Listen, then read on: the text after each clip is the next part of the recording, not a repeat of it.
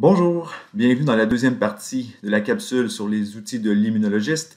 Donc la partie 3 correspond à la caractérisation des lymphocytes, de leur spécificité, de leur rôle et de leur fréquence. Donc la première expérience qui peut être faite, c'est ce qu'on appelle la culture en dilution limite. Donc dans ce cas-ci, l'objectif, c'est qu'on veut connaître la fréquence des lymphocytes T capables de reconnaître un antigène donné. Une technique comme celle-là, par exemple, pourrait être utilisée lorsqu'on fait des vaccins. Vous voulez vérifier si l'antigène que vous injectez va permettre une stimulation, oui, des lymphocytes T, entre autres, d'intérêt. Donc, par exemple, si vous injectez un antigène X lors d'un vaccin, puis qu'il n'y a pas de réponse cellulaire, ça n'induit pas une réponse cellulaire correcte, bien, votre antigène n'est pas suffisamment immunogène pour être utilisé. Donc, plus on va avoir une réponse positive par les lymphocytes T, plus on va pouvoir la mesurer par cette technique-là de la culture en dilution limite. Et là, pour bien comprendre cette technique-là, il faudra peut-être faire une petite révision de vos notions de statistique ou de biostat. C'est une technique, dans le fond, qui se base sur le principe de la distribution de poissons. Donc, on sait qu'en moyenne, chaque puits va contenir au moins une cellule quand 37% des puits vont être négatifs. Donc, vous avez des plaques de 96 puits, par exemple, et quand 37% de ces puits-là sont négatifs, donc on sait qu'il y a au moins une cellule par puits. Okay? Et là, ce qu'on va faire, c'est une répartition au hasard des lymphocytes T provenant d'un échantillon hétérogène. Donc, par exemple, si vous prenez l'échantillon sanguin supposons que vous avez immunisé des souris ou peu importe, un animal quelconque, donc il va y avoir plein de cellules T différentes dans le sang du patient, mais de la souris, du cobaye utilisé.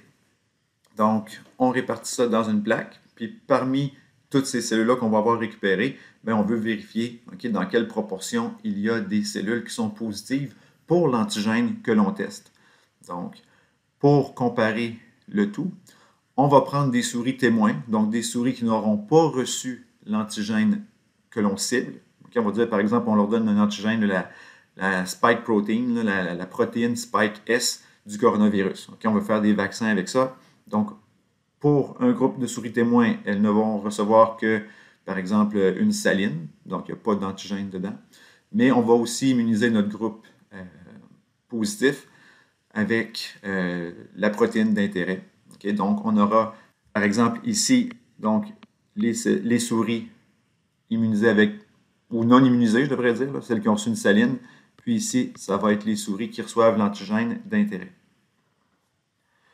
Donc, si on place des cellules présentatrices d'antigène, donc des macrophages, des neutrophiles, avec l'antigène, donc les cellules phagocytaires, les CPA, vont prendre l'antigène et vont le présenter par leur CMH. CMH2 dans ce cas-ci, puis les cellules T CD4 devraient réagir. Si les cellules T réagissent, elles devraient se multiplier, et en se multipliant, ça va faire apparaître une coloration dans les puits. Donc, on va pouvoir détecter la quantité de puits qui seront positifs. Et là, on va faire des plaques comme celle-là avec diverses concentrations de cellules T qu'on aura récupérées. Donc, vous récupérez par exemple le sang de votre souris, vous faites des décomptes, puis si on est chanceux, on a un petit appareil qui fait les décomptes cellulaires pour nous, sinon on les fait à la main avec un hémacimètre. Et là, par exemple, on met diverses quantités de cellules et on va voir à quel moment, après quelle quantité de cellules ajoutées dans nos plaques, on a notre 37% de puits qui sont négatifs. Donc, si on regarde par exemple chez les souris non immunisées, donc pour la souris non immunisée, 37% des puits sont négatifs quand 160 000 lymphocytes T ont été ajoutés à chaque puits.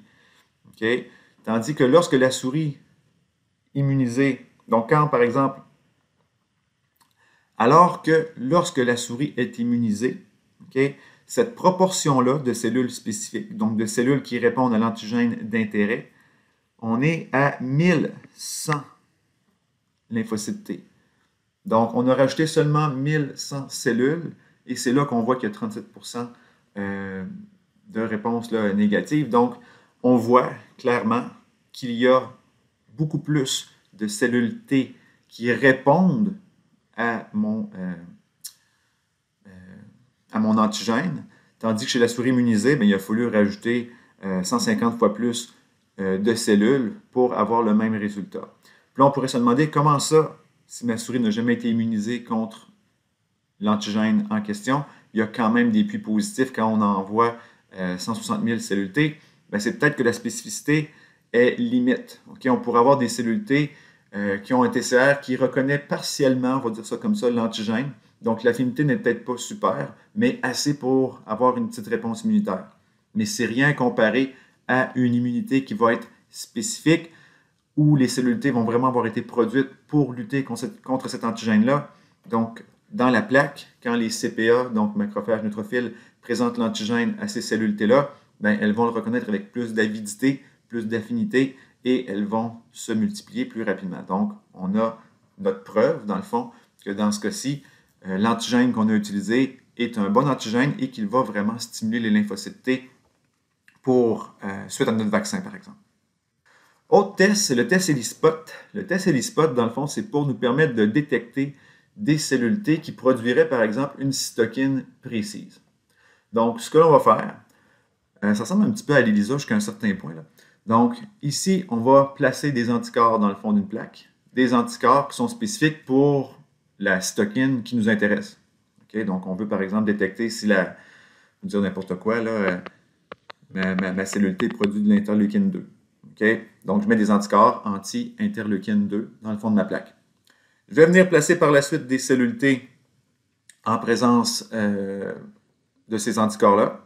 Si les cellules T libèrent l'interleukine 2, l'interleukine 2 va être captée par mes anticorps. Donc, on laisse la réaction se produire.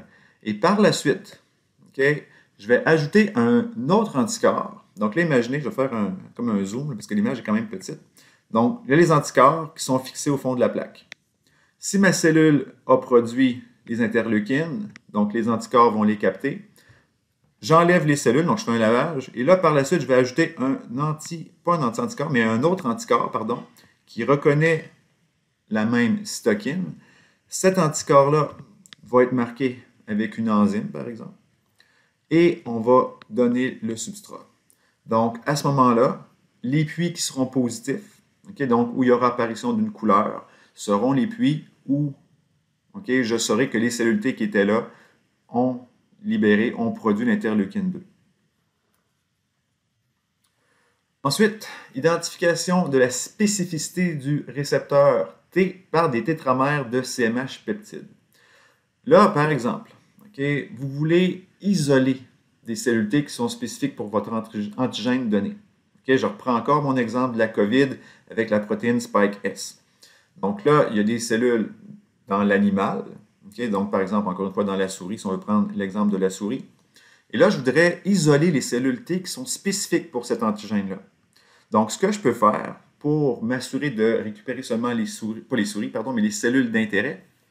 Donc, je vais faire un tétramère. Donc, ça, c'est, dans le fond, une molécule artificielle où on a placé 4 CMH. Donc, dans ce cas-ci, ils ont utilisé des CMH de classe 1. Donc, d'après vous, quel type de cellules T est-ce qu'on veut purifier ou identifier ici? Ce serait sûrement des cellules T CD8. Parce que les cellules T CD8 reconnaissent les CMH1. Si on avait voulu purifier les cellules T CD4 pour cet antigène-là, bien, ça m'aurait pris par exemple, cellules T CD4, mais ça aurait pris des cellules qui ont un CMH2. OK? Mais là, peu importe. Donc, je fais mon tétramère avec mes 4 CMH qui sont reliés à la streptavidine. Et dans ces CMH-là, je vais venir fixer l'antigène d'intérêt. Pourquoi on fait des tétramères? Pourquoi on ne fait pas juste, par exemple, mettre un seul CMH? C'est que l'affinité entre les TCR et les CMH, ce n'est pas la plus forte. Donc, si on veut vraiment qu'il y ait une liaison importante et qu'on puisse détecter cette liaison-là, on va faire des tétramères et les liaisons vont être multiples entre la cellule T et mon tétramère. Donc, on va s'assurer que le tétramère reste bien collé sur les cellules T. Donc là, j'ai mes cellules T qui sont marquées, des cellules T qui ne sont pas marquées. Et là, je les fais passer par un appareil de cytométrie en flux. Si vous ne vous rappelez pas ce que c'est, retournez voir la capsule numéro 1, la partie 1 des outils de l'immunologiste. On l'explique à la fin de la capsule. Donc, j'ai mes cellules T qui sont marquées. Le fax, donc l'appareil de cytométrie, va détecter cette molécule-là, de streptavidine qui est sur mes cellules. Donc, quand je vais faire passer les cellules dans l'appareil, eh bien, je vais pouvoir isoler et récupérer, parce que je vous rappelle que l'appareil peut les détecter, oui, peut les compter, mais on peut les isoler aussi. Donc, il y a vraiment, là, quand vous avez, par exemple, votre petit tube là, de cytométrie en flux, donc les cellules qui passent là-dedans, éventuellement,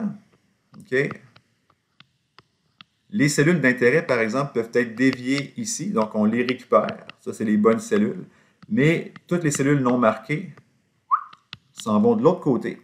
Donc, vous allez pouvoir récupérer vos cellules comme celle-là, puis celles-là ici vont être rejetées, puis vous n'en tiendrez pas compte. Autre utilisation, en fait, autre technique qui nous permet de déterminer si des récepteurs de cellules T, par exemple, sont spécifiques à un antigène et à un CMH donné. Donc, on peut utiliser des biosenseurs pour mesurer la vitesse d'association et de dissociation des ligands, des récepteurs à antigènes. Donc, plusieurs exemples là-dedans. Par exemple, si on veut savoir que les antigènes que l'on utilise, par exemple, si on voulait faire une immunisation passive, voilà, donc des anticorps, par exemple, anti-rage. Donc, je pourrais venir les fixer sur une plaque, un film d'or, rien de moins. Donc, j'ai mes anticorps, par exemple, anti-rage. J'ai des biosenseurs qui vont mesurer, dans le fond, l'état de vibration de la fameuse plaque d'or. Mes antigènes, on va dire mes antigènes du virus de la rage arrivent ici. S'ils sont captés par les anticorps, ça va provoquer des changements ici au niveau de la plaque. Donc, ça va provoquer des changements au niveau des rayons lumineux qui sont déviés par la plaque. Donc, on va pouvoir mesurer. Plus il y aura un effet marqué des antigènes qui se fixent sur les anticorps, plus on pourra déterminer que nos anticorps sont effectivement spécifiques contre l'antigène donné. On peut faire une réaction similaire pour voir si par exemple, les TCR, donc les récepteurs de cellules T, sont spécifiques, efficaces à se lier sur une molécule de CMH avec un antigène. Donc ici, j'ai mon CMH, un antigène. Puis là, j'en ai plusieurs, encore une fois, là, sur ma petite plaque d'or. J'envoie mes TCR. Si les TCR ont beaucoup d'affinité, ils vont se fixer rapidement là-dessus. Et par la suite, là, je vais ajouter un éluant qui va faire en sorte, dans le fond, qu'ils vont se détacher. Et je vais pouvoir mesurer le tout là, sur un logiciel qui va me permettre de vraiment mesurer le tout. Maintenant, le test de stimulation lymphocytaire. Donc, on veut savoir si mes cellules T vont vraiment, par exemple, réagir à un antigène donné. Là, ce qu'on va faire, première chose, il faut purifier les lymphocytes. Là, on a donné la technique du Ficol-IPAC. Ça, c'est une technique. J'aurais pu aussi purifier mes cellules à l'aide de la cytométrie en flux, de la méthode de panning, peu importe. Donc, je purifie mes lymphocytes. Dans un même contenant, éprouvette, peu importe, je vais ajouter l'antigène qui devrait faire réagir mes cellules, leur donner du milieu de culture et je vais rajouter de la thymidine radioactive, marquée au tritium. Pourquoi? Bien, la thymidine, on se rappelle que c'est un des composants de l'ADN, c'est un des 4 nucléotides. Donc, quand une cellule se multiplie, donc elle va faire sa mitose.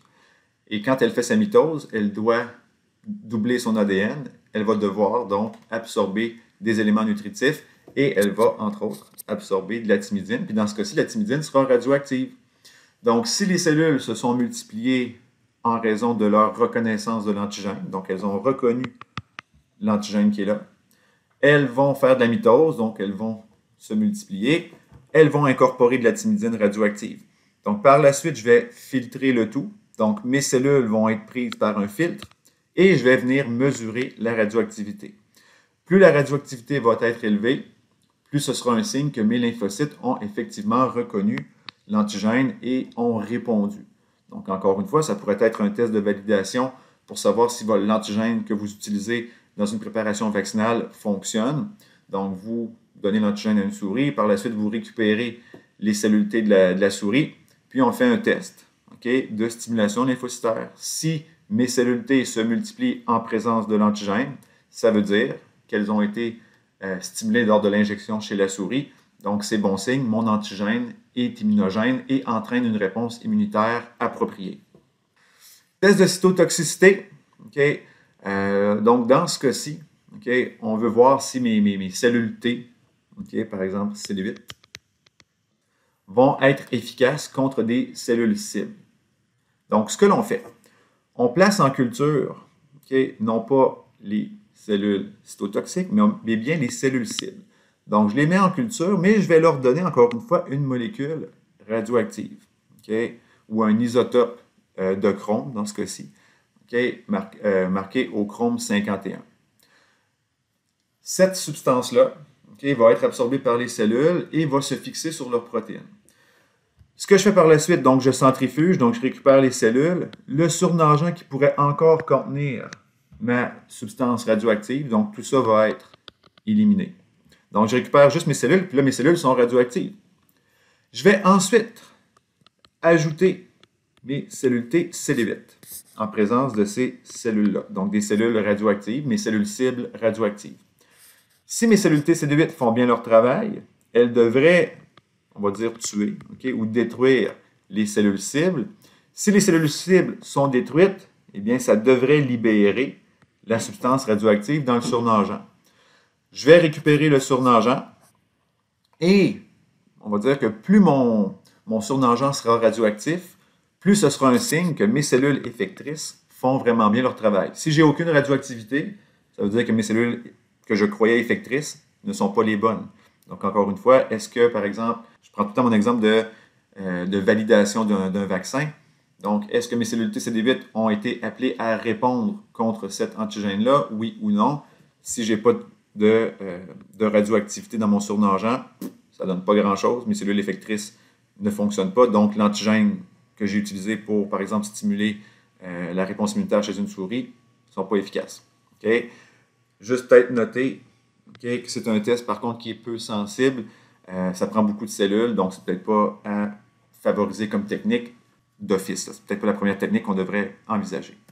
Maintenant, les points numéro 4, donc c'est la détection de l'immunité in vivo. Donc, on veut prouver qu'il y a eu réponse immunitaire chez l'animal ou chez l'humain, dans certains cas.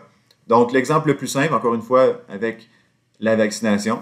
Donc, des souris qui reçoivent une saline, des souris qui reçoivent le vaccin.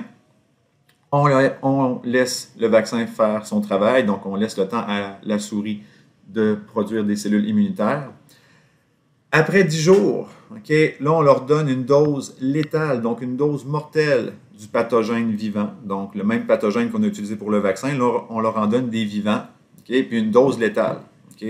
Donc, avec une dose que l'on sait qui sera suffisante normalement pour tuer les souris. Normalement, ce qu'on devrait voir, c'est que chez la souris non immunisée, l'animal va malheureusement mourir, mais chez ma souris qui a été immunisée, dans un monde idéal, on aura eu un taux de survie beaucoup plus élevé. Donc, ça pourra nous prouver que notre vaccin fonctionne bien. Maintenant, le transfert de l'immunité protectrice. Donc, est-ce qu'on peut transférer une partie de l'immunité à un autre organisme si cet organisme-là, par exemple la souris, n'a jamais elle-même été mise en présence de l'antigène? Donc, ce que l'on fait, on vaccine, par exemple, notre souris. Même principe que la diapo précédente. On va lui injecter une dose létale de micro-organismes. Si l'animal survit, ça veut dire que le vaccin a bien fonctionné. Maintenant, ce qu'on peut faire pour transférer l'immunité protectrice, puis on le voit un petit peu avec la COVID encore. Il y a des gens qui ont reçu du sérum de patients convalescents qui contenaient des anticorps anti-COVID, puis ça peut les avoir aidés à guérir, donc à se débarrasser du virus. Donc ici, je prends juste le sérum de la souris immunisé, puis je le transfère à une souris qui n'a jamais été en contact avec le pathogène. Quelques jours plus tard, on donne une dose létale de pathogène à la souris qui a reçu le sérum. Si l'animal demeure en santé, demeure en vie, ça veut dire que mon immunisation artificielle passive a très très bien fonctionné. Ce qu'on peut faire aussi, donc de ma souris initiale, on va récupérer sa rate, donc spleen, c'est rate. Donc je récupère la rate et je transfère des cellules de rate. Donc là, ce n'est pas juste le sérum qui contient les anticorps, parce qu'ici, quand on parle de sérum, ce sont vraiment les anticorps que l'on transmet à la souris. Dans ce cas-ci, là, je lui transfère des cellules. Et là, on peut s'attendre à ce que les deux souris soient compatibles, parce que sinon, ça pourrait ne pas fonctionner.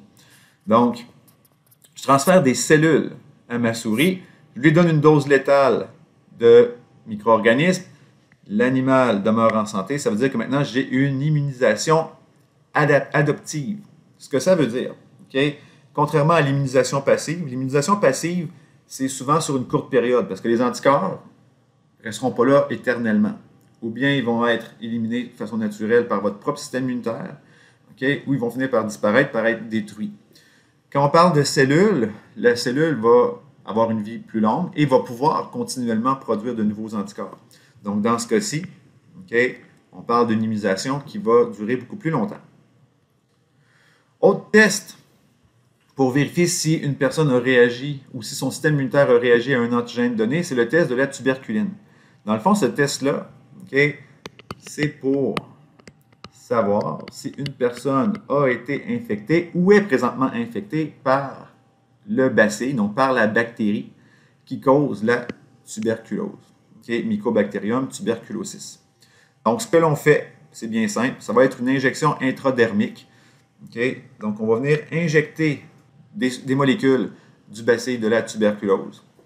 Ça va provoquer ou non une réaction inflammatoire. Si réaction inflammatoire il y a, ça veut dire que la personne est peut-être infectée par la tuberculose, ou du moins l'a été. Mais anecdote là-dessus, si quelqu'un a reçu le vaccin BCG, donc le vaccin contre la tuberculose, cette personne-là n'a pas eu la tuberculose, elle a reçu le vaccin. Mais si on fait le test de Mantoux, le test de la tuberculine chez cette personne-là, elle va avoir une réponse positive. Et là, j'ai une anecdote qui se passe ici même en Outaouais. On a beaucoup d'étudiantes en soins infirmiers qui arrivent d'Afrique. Et en Afrique, les personnes peuvent recevoir le vaccin contre la tuberculose parce que dans certains pays, la tuberculose, elle est endémique. Donc, c'est une infection qui est constamment présente sur certains territoires. Donc, il y a des gens qui sont vaccinés contre la tuberculose. Au Québec, on ne l'est pas. Ou du moins, ce n'est pas tout le monde qui va l'être systématiquement. Donc, ce qui arrive, c'est que lorsque ces étudiantes-là arrivent au Québec, au Canada, on va leur faire passer le test de la tuberculine ou des tests similaires pour voir si elles ont la tuberculose, mais ces personnes-là vont toujours réagir positivement parce qu'elles possèdent des anticorps, des cellules immunitaires qui ont en mémoire les protéines, les molécules de cette bactérie-là. Donc, elles vont répondre positivement. Même si elles ont la preuve de leur vaccination, on va les envoyer prendre une radiographie pulmonaire pour vérifier si leurs poumons sont corrects ou non. Mais c'est la procédure normale, donc c'est un petit peu plus compliqué pour ces étudiantes-là parce qu'elles vont répondre systématiquement positif alors qu'elles ne sont pas atteintes de la tuberculose. Puis les autres tests de réaction, le prick test, dans le fond, là c'est un test assez intense quand on le voit sur le dos comme ça de la personne. Normalement, ça peut être fait à l'intérieur du bras. On va tester quelques allergènes. Donc, par exemple, les enfants vont souvent subir des tests comme ceux-là, si on veut vérifier s'ils ont des allergies alimentaires quelconques ou des allergies au pollen. Donc, on va venir injecter une petite dose, 0,1 microlitre d'un extrait allergène sous la peau. Et là, on va vérifier la réponse immunitaire. On a des contrôles positifs, contrôle à l'histamine. L'histamine, dans le fond, c'est ce qui est libéré par les mastocytes ou les basophiles lors d'une réaction inflammatoire. Donc, si on injecte directement de l'histamine, par exemple, disons que ça, c'est mon contrôle positif, donc on voit qu'il y a eu une inflammation. Puis, je vais aussi avoir, par exemple, ici, mon contrôle négatif. Donc, ici, je vais injecter seulement une saline. Pas supposé d'avoir une réaction immunitaire quand tu as de l'eau et du sel. Puis là, par la suite, par rapport à mon contrôle positif, contrôle négatif, bien, je regarde. Ça, c'est positif, positif, positif. Tout ça, c'est positif. franchement trop positif, positif, positif, etc., positif. OK? Donc, à côté de chaque point, ça c'est vraiment des points au crayon marqueur qu'on a fait dans le dos du patient. Donc, on a injecté juste à côté et on va noter, OK, par exemple, l'échantillon 52, 53 sont positifs. Puis on regarde qu'est-ce qu'on a injecté à 52, 53. Puis, je sais pas, moi, c'est un allergène du pollen de bouleau. Puis l'autre, c'est du pollen de telle fleur ou telle plante, herbapus, etc. Là. Herbapou, pardon, l'herbapus, ça va être un autre type de réaction immunitaire. C'est pas une allergie. Maintenant, cinquième point, donc la manipulation de la réponse immunitaire ou du système immunitaire. Donc, qu'est-ce qu'on peut faire pour, dans le fond, bloquer certains phénomènes immunitaires dans un animal, okay, dans un cobaye. Donc, par exemple, on peut avoir la thymectomie chez le souriceau, donc littéralement retirer le thymus avant même que la souris puisse commencer à développer des cellules T. Okay? Et ça peut nous permettre par la suite de vérifier quelles sont les cellules qui sont impliquées dans une infection particulière. Puis là, je m'explique. Supposons que bon, votre souriceau, on a enlevé son thymus, mais on peut lui injecter par la suite juste certains types de cellules T. Donc, on va injecter, par exemple, seulement des CD4. Puis, on va infecter la souris par la suite, puis on va voir est-ce que les CD4 aident à la réaction immunitaire contre ce micro-organisme-là. Par la suite, on pourrait injecter à la souris qui a subi une thymectomie seulement des cellules T CD8. Puis là, on voit est-ce que la réponse immunitaire est efficace contre ce pathogène-là. Ensuite, on pourrait avoir chez des souris, on va dire plus vieilles là, que des souriceaux naissantes. Donc, thymectomie, donc on les enlève. Donc, thymectomie, on enlève le thymus, mais on va aussi irradier les souris. Donc, pourquoi? L'irradiation va tuer les cellules qui étaient déjà présentes, okay, les cellules immunitaires. Donc, dans ce cas-ci, on a une souris adulte, mais il n'y a plus de cellules T. Puis là, le même principe, on pourrait faire des tests pour connaître là, le rôle des différentes cellules T face à une infection ou même face à un cancer. Okay? Et pour vous donner un exemple précis de ça, quand je pourrais rajouter les rejets de greffe, donc vous voyez un exemple avec les rejets de greffe. Ici, on a voulu déterminer quelles étaient les cellules okay, ou les lymphocytes T. Est-ce que c'était les CD4 ou les CD8 qui étaient les plus impliqués ou les cellules immunitaires les plus importantes dans le rejet de la greffe? Donc, ce que l'on fait, okay, on retire, là c'est des souris, on va dire adultes, okay, ce n'est pas des souriceaux. Donc, on leur retire leur thymus, mais on laisse les autres cellules T présentes. Donc, on ne veut juste pas qu'il y ait de nouvelles cellules T qui soient produites. Donc, thymectomie. Par la suite, quelques semaines plus tard, on va injecter des anticorps. Donc, il y a des souris qui vont recevoir des anticorps anti-CD4. Donc, chez ces souris-là, les CD4 ne seront plus fonctionnels. Et il y a des souris qui vont recevoir des anticorps anti-CD8. Donc, chez ces souris-là, les cellules T CD8 ne fonctionneront plus. Par la suite, on prend des souris qui ne sont pas compatibles au niveau de leur tissu. Donc, il devrait y avoir rejet. Donc, je prends un bout de peau, par exemple, chez ma souris ici, que je greffe à ma souris qui a été traitée. Donc là, il y a plein de souris là, qui ont reçu ou bien les anticorps anti-CD4, il y a des souris qui ont reçu des anticorps anti-CD8, puis il y a des souris qui n'ont rien reçu. On a juste fait, par exemple, la thymectomie, pas reçu d'anticorps, puis on fait la greffe. Donc, celles qui n'ont pas reçu d'anticorps, on les appelle les souris contrôle. Donc là, si on regarde le graphique, vous avez le pourcentage de survie du greffon et on est dans le temps. Ma souris contrôle, donc la souris qui n'a pas reçu d'anticorps de quelque sorte, donc s'est fait greffer un bout de peau qui est non compatible et on va dire à peu près, là, après 14-15 jours, donc après 2 semaines, le greffon est éliminé. Okay? Il n'y a plus rien qui a survécu, la greffe est rejetée. Puis là, on compare les souris qui ont reçu des anticorps anti-CD8, donc CD8 non fonctionnels, puis les souris qui ont reçu des anticorps anti-CD4, TCD4 non fonctionnels. Donc là, je regarde. Les souris qui ont reçu des anticorps anti-CD8, le rejet de la greffe se fait pratiquement en même temps, mais les souris qui ont reçu des anticorps anti-CD4, le greffon survit beaucoup plus longtemps, plusieurs semaines, voire des mois. Donc là, à la vue de ce graphique-là, vous devriez être en mesure de me dire laquelle des deux cellules est la plus importante dans le rejet de greffe. Et la bonne réponse, c'est celle-là. Pourquoi? Parce que dans l'exemple qui est ici, si je bloque les cellules T CD4, le greffon survit. Tandis que si je bloque les cellules T CD8, le greffon est rejeté quand même. Donc, dans la souris qui a reçu des anticorps anti-CD8, ici, les cellules TCD4 sont encore fonctionnelles. Tandis qu'ici, les cellules TCD8 sont encore fonctionnelles, okay, quand j'ai mon anti-CD4. Donc, ça me dit que si mes cellules TCD8 sont encore fonctionnelles, mais que les CD4 ne le sont plus, le greffon survit. Donc, il n'y a pas d'attaque par les cellules TCD8. Mais si mes cellules TCD8 sont bloquées, donc les CD4 sont encore fonctionnelles, il y a rejet de greffe. Donc, ça veut dire que les cellules TCD4 sont responsables du rejet de greffe. Ensuite, les fameuses souris knockout. Sans aller dans le détail, c'est quand même très complexe, là, la production, je vais dire comme ça, de cellules, de souris, knockout. Le principe, okay, c'est qu'on veut désactiver complètement certains gènes liés à l'immunité.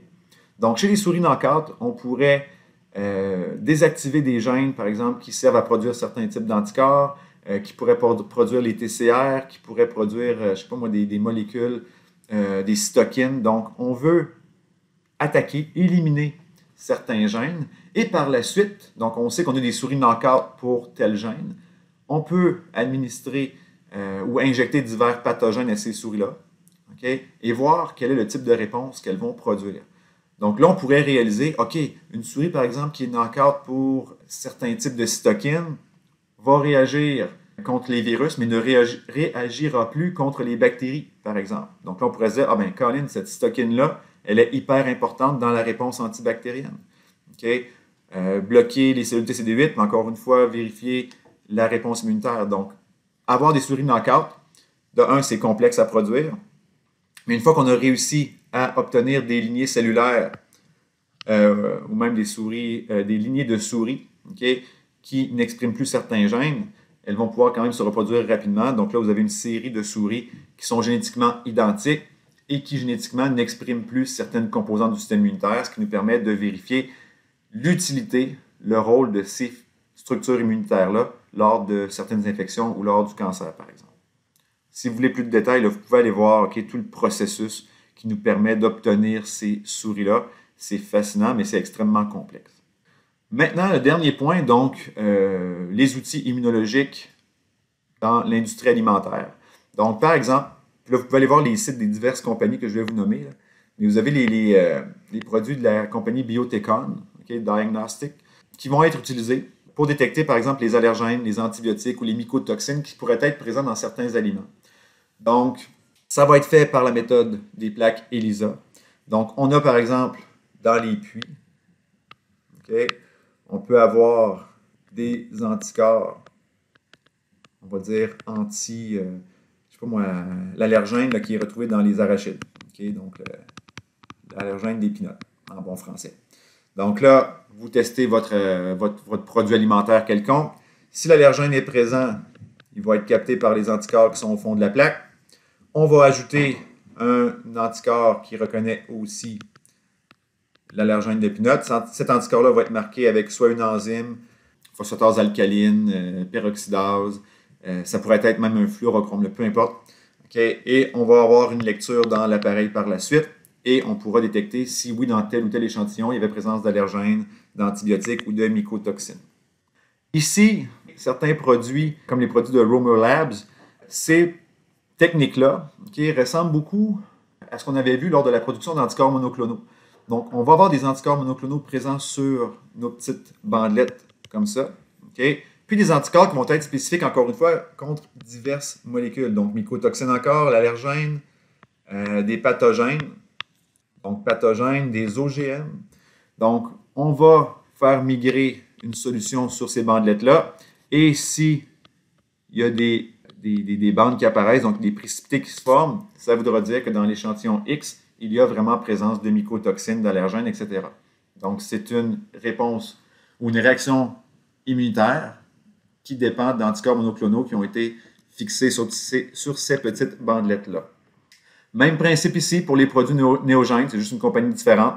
Okay? Donc, un test de dépistage, encore une fois, de micro-organismes d'altération. Quand on parle de micro-organismes d'altération, ce n'est pas nécessairement des pathogènes pour l'humain. Ça ne veut pas dire qu'ils vous rendraient malade. Par contre, ils vont détériorer la qualité de votre produit. Donc, ils pourraient rendre, par exemple, votre fromage mou, pourrait altérer les céréales, les légumes. Donc, l'aspect, le goût, la texture va être désagréable, donc vous ne voudrez plus les manger, donc ça entraîne des pertes économiques. Mais si vous en mangiez, ça ne serait pas nécessairement dangereux. Donc, micro-organismes d'altération, on peut vouloir les détecter. Mycotoxines, encore une fois, allergènes alimentaires, pathogènes, toujours le même principe. Encore une fois, par exemple, ici, là, c'est on va détecter la présence d'allergènes du lait, okay, donc de protéines présentes dans le lait. Donc, ici, par exemple, j'ai 2 bandes qui apparaissent, ça serait une réponse positive. Donc, il y aurait présence de produits laitiers dans l'aliment, tandis qu'ici, il n'y en aurait pas. Test négatif.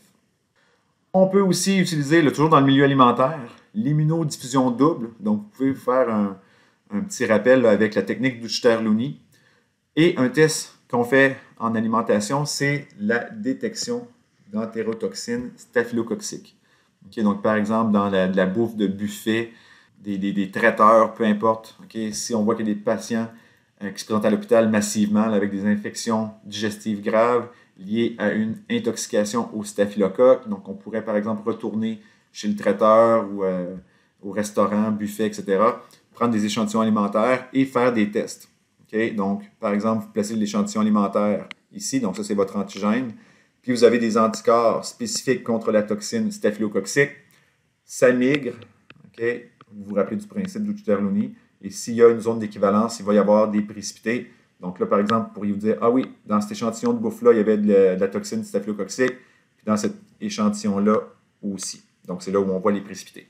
Donc, ça termine ce chapitre sur les outils immunologiques. Donc, je vous invite à aller lire, okay, pour peut-être mieux comprendre, l'appendice 1, okay, les pages 740 à 782 du Janeway. J'ai aussi mis des liens, des petites vidéos intéressantes si vous voulez parfaire votre connaissance sur le sujet. Et je vous ai aussi mis un petit lien intéressant sur la recherche qui se fait en immunologie. C'est une vidéo qui date quand même de quelques années, mais ça a un intérêt pour moi, on va dire un petit peu plus, je ne sais pas si je dirais émotif, mais Rafik Pierre Sekali, ou Dr Rafik Pierre Sekali, c'est un chercheur, un éminent chercheur en immunologie pour qui j'ai travaillé avant de devenir prof. Donc là, on parle de l'été, l'automne 2000. Là. Donc ça fait déjà un petit bout, mais ce qui est un peu triste là-dedans, c'est qu'il était à l'Université de Montréal où moi j'ai travaillé avec lui, et le laboratoire a été partiellement déménagé okay, en Floride parce que l'État de la Floride et une université là-bas leur ont donné, c'était 100 millions de dollars pour qu'ils développent un institut de recherche là-bas. Il y avait quand même quelques personnes qui demeuraient à Montréal, mais c'était un peu plate de voir que des cerveaux comme celui-là partaient okay, en raison de l'argent. Okay, alors qu'au Canada, là, il y avait des coupures à l'époque dans la recherche et tout. Donc, vous pourrez aller jeter un petit coup d'œil là-dessus, c'est intéressant. Donc, j'espère que vous avez appris quelques trucs sur les outils immunologiques. Si vous avez des questions, vous me contactez. Bonne journée. Excusez-moi, j'ai oublié la dernière diapo, donc le glossaire. Donc, à la fin de votre manuel de notes de cours, vous avez un glossaire. Voici quelques termes que vous devriez mieux connaître, mieux comprendre suite au chapitre qu'on vient de voir ensemble. Donc, je vous invite à aller écrire des définitions, idéalement en vos propres mots, de ces termes-là. Là, c'est vrai. Bonne fin de journée.